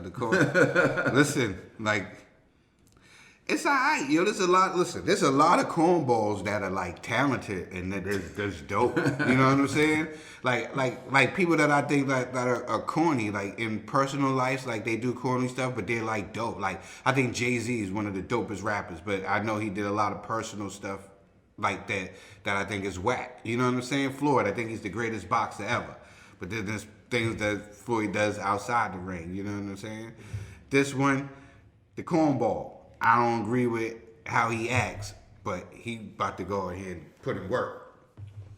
So, Charlo by KO, what do you think? 8th round. Ned? Man, he's gonna get him out of there in the first fight. And I don't think he's gonna get him out of there in the second fight, but he's gonna fight smarter and win by decision. So cornball by decision. G. I got cornball by 10th round knockout. You know what I'm saying? I think he can't fight emotional. He has to come in there and he has to know, like, this is what Harrison wants. Don't give Harrison what he needs to win. Switch it up on him, you know, fight disciplined, and, you know, just warm him up, and then by the later rounds, this is your opportunity to take him out. But he's not going to go in there in the first couple rounds just try to take this dude's head off because then he's going to lose. So he has to fight a smart fight, but I still believe he's going to get a late round knockout. I agree with G and Trill. I think Charles going to win by knockout. I do think he's going to come in with that aggression, kind of like Roy Jones in his rematch with Martel Griffin, Paul Williams in his rematch with Carlos Quintana. I think in his mind, Tony Harrison isn't in his class. And so, like, his goal is going to be to go in there and prove that you're not in my league. So I do think he's going to take in anger, frustration. But I do think it's going to open him up for counters, but I don't think he's going to respect Tony Harrison's power, and I do think he's looking to get him out of there early. He wants a statement, and I think he's shown he can do it before, like what he's done to Lubin, and so he's a guy who can get you out of there early. I think that's what he's looking for. All right, moving on to another fight that's happening in January, I believe January 10th. Clarissa Shields versus Ivana Habazin. This fight is Habazin. She's the one who. The one that her trainer got. So the fight's still happening. It's going to happen on January 10th. Will her trainer still be at her side? Well, he was just released from the hospital on the 7th. And so I'm assuming she's been in camp training for this fight because he was released on December 7th and the fight's coming soon. So I'm assuming she's been training without He him. was hurt. He was in there for a while. Yeah, so your reaction to the fight, and we don't really need to do predictions right now, but if you're leaning a certain way, you can. I mean, predictions for the fight, I don't even want the fight to happen. I believe that all them people should be suspended for a year, all parties. You know what I'm saying? Even if we wasn't, I don't think I should be getting any bread for the year. But anyways, you know, everybody know. Whatever, I'm done. I want to do my pound for pound ratings over again.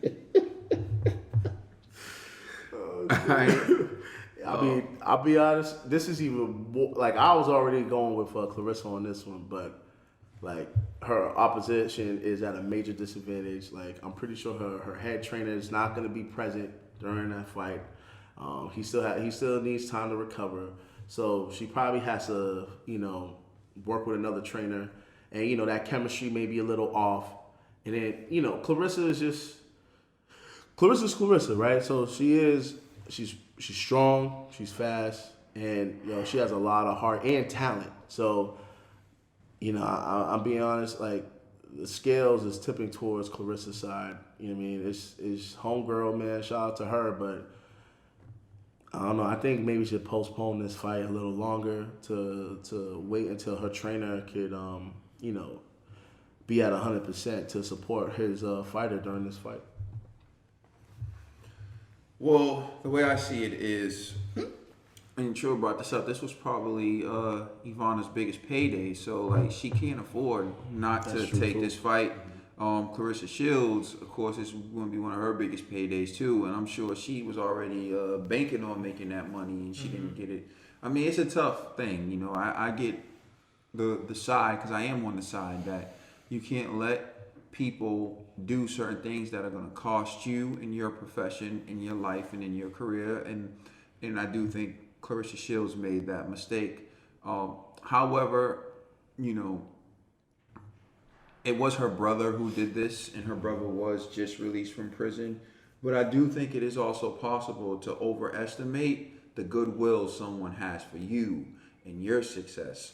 And I think that Clarissa Shields could possibly be a victim of that. And what I mean by that is she's been showing she wants to change. She's been, more articulate in public.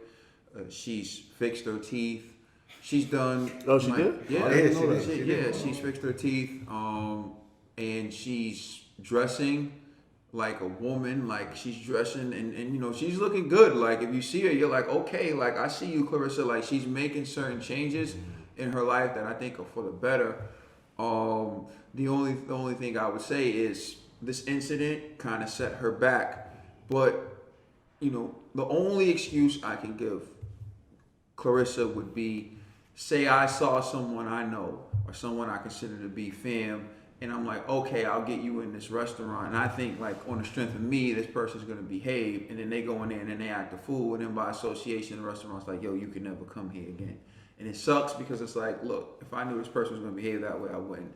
Now, I don't give her any excuse or whatever, but what I'm willing to say is, if she behaves and this fight goes on and she does all the right things moving forward, I'm willing to overlook this incident because I can firmly believe that it was her brother acting out on his own and she really played no role in it. She had nothing to do with it.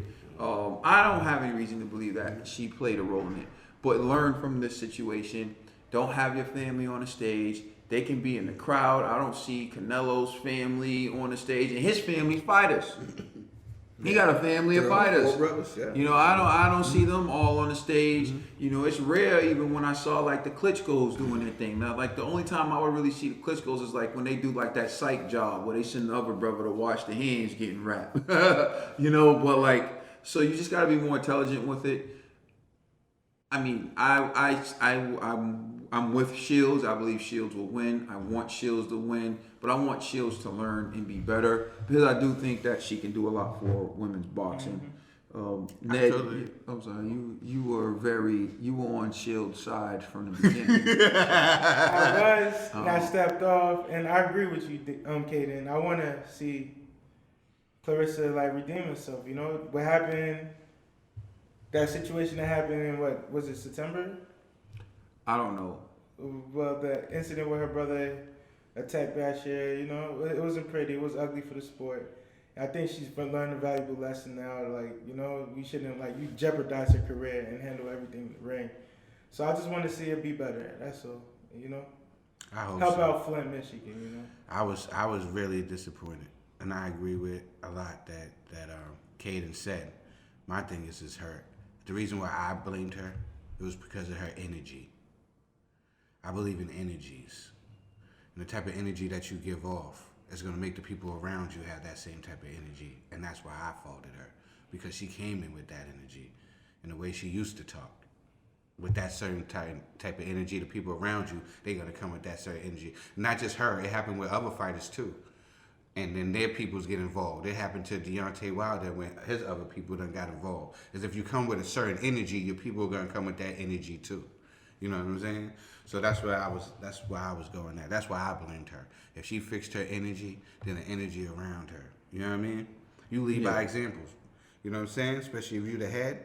We form like Voltron. You got to be the head. So if you come in there on some rah-rah, everybody else that you with is going to be on some rah-rah. I got you. Now, another fight we're going to talk about is Danny Garcia. He released his opponent. Yeah, people were talking shit. I couldn't believe it. Ivan Redvach. I couldn't believe it. People were talking trash.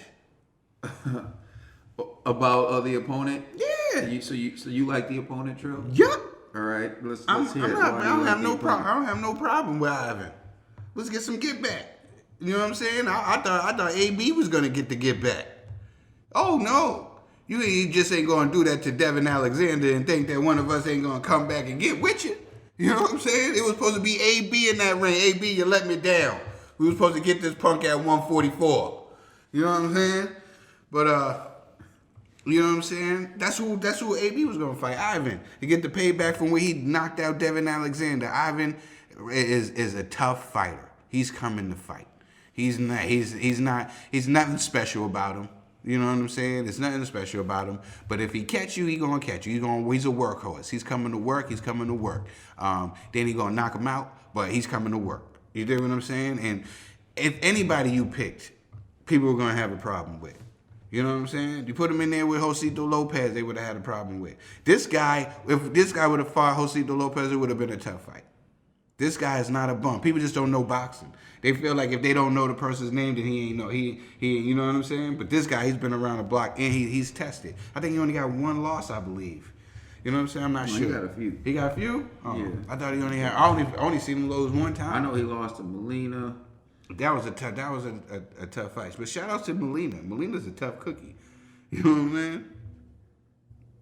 I thought he didn't beat Molina. No, he lost to Molina. But yeah, I think, he's a tough guy. Danny gonna get him out of there. You know what I'm saying? But hey, what do you expect? At least Danny's staying active. You know what I'm saying? It's not the guys that it ain't the we know we couldn't get Spence. Spence was just in a car crash. So who we gonna get? Yeah, he wanted Spence. He wanted Spence. You know what I'm saying? Who we gonna get? Nobody's jumping to fight him. So you gotta make something happen. Like he got Ivan. And that's what I'm saying? I'm not saying that Ivan is the dude, but he ain't no punk. He ain't no punk. He took out 2-time world champion Devin Alexander. You know what I'm saying? You're doing a good sell job, Trill. Ivan lost 4 fights. That's it. You know what I'm saying?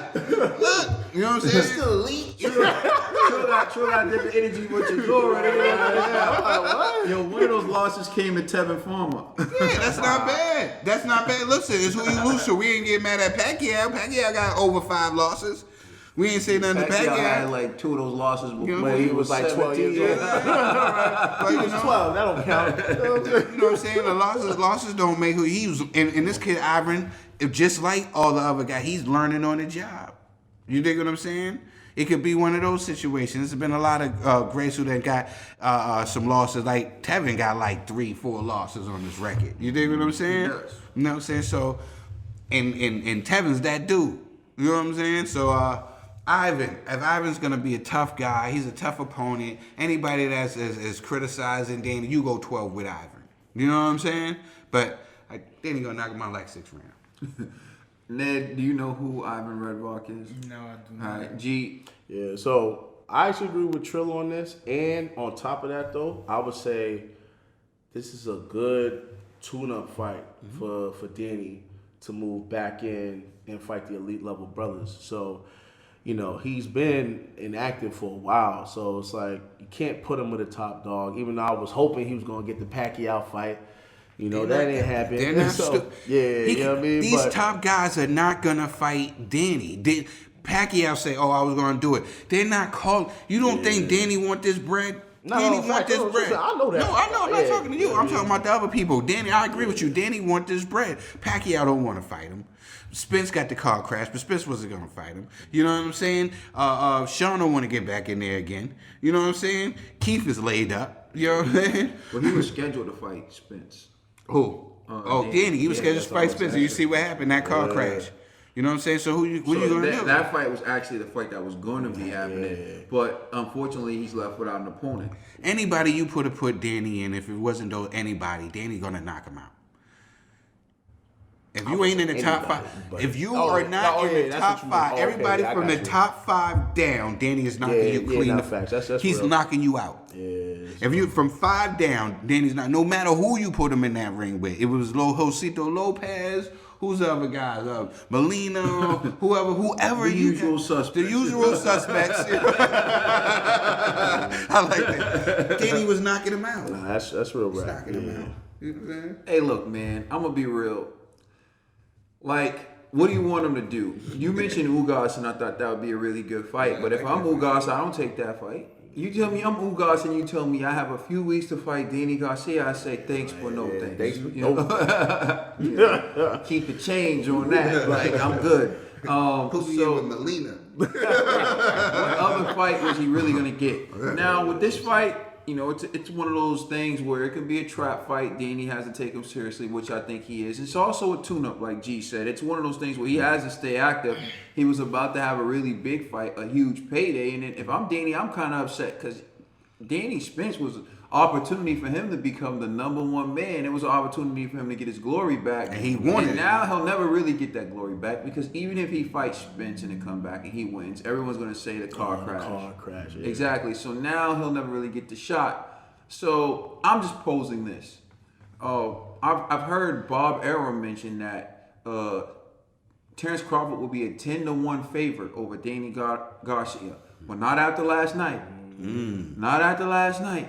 And you keep saying that, and you keep saying that nobody from PBC wants to fight Terence Crawford. Well, it's my understanding they got it on in the amateurs, and I do believe they split, one for Crawford, one for Danny. So I do believe that's what happened in the amateurs. I mean, I'm not 100% certain, I'm about 80% certain, but you can look that up. And so these are guys with history. These are guys who fought before.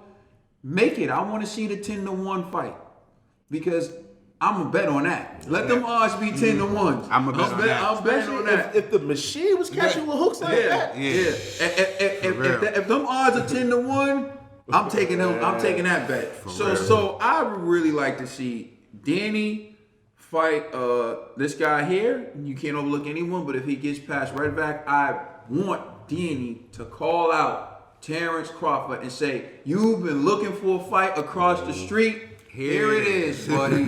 Let's make it. If we don't make it, it's not on me. It's on you and your team. And I wanted y'all to stop talking like you're the boogeyman because you a coward. That's what I want." So they don't want that smoke.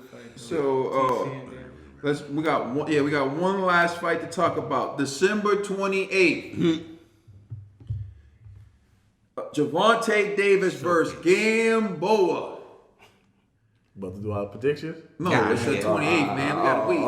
Anything can happen in a week. I might see Gamboa looking good. And then I'll Tank might have another call. and then I'll extend the round. Tank's gonna knock him out in by 2 more. So your reaction to that fight, and isn't Pascal and Badu Jack on the undercard? Yep, on the undercard. All right. So, what are your thoughts on that card? Has anything changed in the upcoming weeks? Nah, I got Badu in that fight, even though I like Pascal's personality. I just don't like the way he fights. You know what I'm saying? But I got Badu Jack from my man from Sweden. I don't know no brothers up from Sweden. But he's from Switzerland, right? From somewhere. Yeah, he's from somewhere. That's why. And then, there's Tank and Gamboa. This is one thing that I don't want Tank to do. Because the last thing to go on a fighter is his punching power. Is his power. And we know Gamboa 45. And you gotta watch out because he rocked TC. Basically what I'm saying to Tank, please don't take this dude lightly, yo, and think that he's done. You know what I'm saying? Please don't do it. You know what I'm saying? Because he'll beat every guy, like I said about Danny knocking everybody from 5 down. Gamboa will, from the guys from the 5 down, he's gonna be. So don't go in there thinking that you can sleep on Gamboa because it'll be a long night. And besides, this is a test for Tank. This is a real test for Tank, a real name for Tank. Because you tell me somebody else that he fought that was a name that you knew of. Who, Tank? Yeah. I don't know. Exactly. This is such. Yeah, this is it. Now, do you know anything about anything we were just talking about? Do you know who Gamboa is? I know. I've heard of Baby Kaden. That dude is older than me. Grandfather Kaden.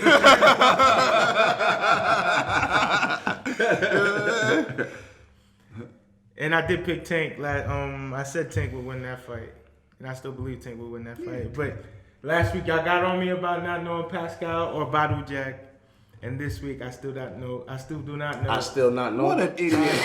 I still not know English. I still not know. He sound like Wilder. I still do not know Wilder.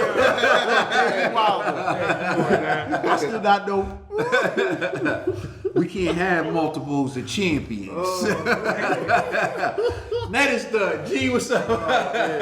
Yo, I'm loving the card, man. Listen, it's funny. I hate how Pascal fights too, But I'm going with my Haitian brother on this. Sapa Sizzle. God, G, it is man. what You it just is. love taking L's, It bro. is what it is. You know what I'm saying? Now, I do agree with Trill on this, though. This is actually Tank's test, you know? And then, because I kind of feel like Tank's experiencing what Terence Crawford experiencing right now, where it's like, you seem cool, but you're not battle tested. You know what I mean? So it's like, we need to see something from you. And then this is his opportunity to showcase the world, like, I am elite level. So I want to see it. I still got Tank, obviously. You know, I'm probably gonna predict Tank.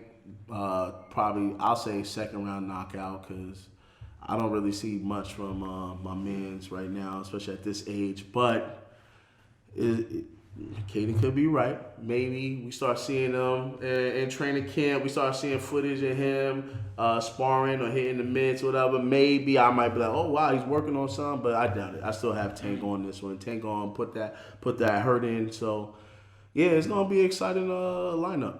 Do you know if outside of those two fights, anyone else that's gonna be on the card? Yeah, I think those are the main.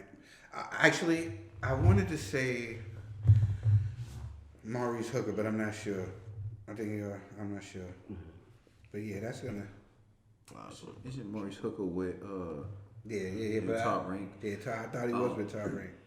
So yeah, just to close and give my opinion on this, it's interesting because if you look at Gamboa, he was actually one of the fighters who was going to be on the promotional company that 50 Cent and Floyd were going to, they were going to start together, but then Floyd ended up having to go to jail for 90 days, and then 50 ended up starting SMS Promotions without Floyd, and then Floyd came out, and that kind of sparked a beef between them. And Gamboa was one of the fighters who was under 50 Cent, and then that didn't happen. And so it's ironic in a way that now he's going to fight a Mayweather Promotions fighter. And so I think Gamboa is really going to be looking for some payback, against Floyd in this fight. So Tank better come ready, because I know nothing would make Gamboa happier than to get some payback on Mayweather. I know Gamboa used to train in Mayweather's boxing club. So I think he's going to be looking for revenge, and that's going to be interesting. And speaking of 50, Pascal had to drop some money off the 50, according to him, after he won the belts from Marcus Brown. So he and 50 have some weird connection. So 50 have your money, 50. I have your money. I'm taking these 50. Yeah, so that's another weird, interesting thing. However, who do I think is going to win? Gervonta Davis or Gamboa? You heard of Mexican style: walk forward, take punches, body shots, solid chins. There's Caribbean style: win the first 6 rounds and get knocked out in the 7th. So, Gamboa is known for Cuban style. I'm sorry, I meant Cuban style, not Caribbean style, but Cuban style. And Cuban style is to outbox your opponent for the first half of the fight and then get knocked out in the second half of the fight. And I believe that's what's going to happen to Gamboa. And I think Bottle Jack beats a wild Jean Pascal.